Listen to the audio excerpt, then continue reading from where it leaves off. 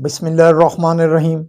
मैं हूं मलिक मोहम्मद अली। प्रोग्राम बात से बात मलिक मोहम्मद अली के साथ। पहलगाम वाकया ने भारत को बेनकाब करके रख दिया है। आलमी दुनिया ने इस वाकया को बहुत लाइटली लिया है, बल्कि भारत से सबूत मांग लिए गए हैं।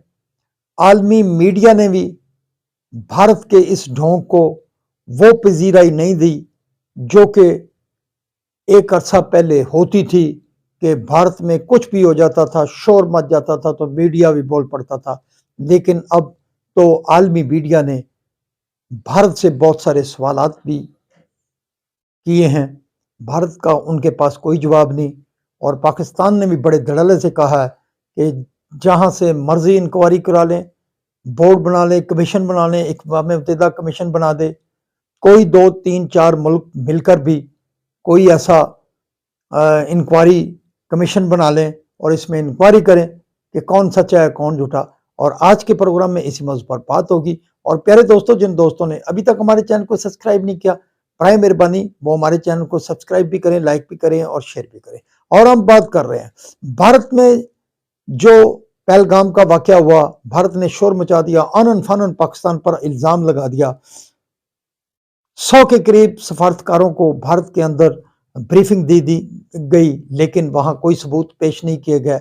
उन सफरा ने भी कहा कि भारत ने उन्हें ऐसी कोई चीज नहीं बताई कि जिससे साबित हो सके कि ये वाकया कहाँ से हुआ है। और इसी तरह भारत के अंदर जो भारत के साबिक जर्नैल हैं वो भी इसी बात पर अड़े हुए हैं कि इसमें भारत की अपनी कोताही शामिल है, कोई चीज है तो सबूत सामने लाए जाएं। इसी तरह बड़ी सारे भारत के अंदर भी ये आवाजें उठ रही हैं। इसी तरह आलमी मीडिया ने भी भारत के इन इल्जामात को रिजेक्ट कर दिया है, बल्कि आलमी मीडिया ने तो सबूत मांग लिए हैं। न्यूयॉर्क टाइम ने भी वाज़ेह तौर पर लिखा है कि भारत पाकिस्तान के खिलाफ कोई सबूत अभी तक सामने नहीं ला सका।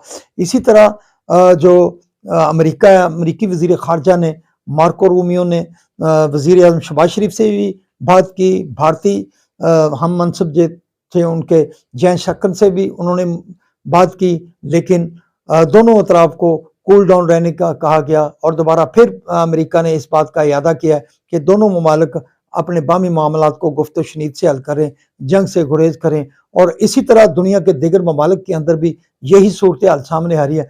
कहीं से भी भारत को इस वाक़या के मतलब पजीराई नहीं मिली, क्योंकि आलमी दुनिया समझ रही है कि भारत बहाना ढूंढकर पाकिस्तान के खिलाफ मुहाज खड़ा करना चाहता था। और ख़ास तौर पर जो पाकिस्तान और भारत के दरमियान 1960 में पानी का मुआहदा हुआ था, ताशकंद मुआहदे को तोड़ना चाहता था। भारत एक अरसा से रस्से तोड़ा रहा था इस पानी के मसले के हवाले से। बहरहाल आलमी दुनिया ने जो अभी तक के मामला सामने आए हैं, पूरी तरह भारतीय मौक़िफ़ को रिजेक्ट करके रख दिया है। और अब मोदी जो है अपने जाल में खुद ही फंस चुका है, क्योंकि ज़राए का तो ये भी कहना है कि भारत ने अपने एक जनरल को गिरफ्तार भी कर लिया है, जिसने इस वाकया के मतलब भांडा फोड़ा था भारत का।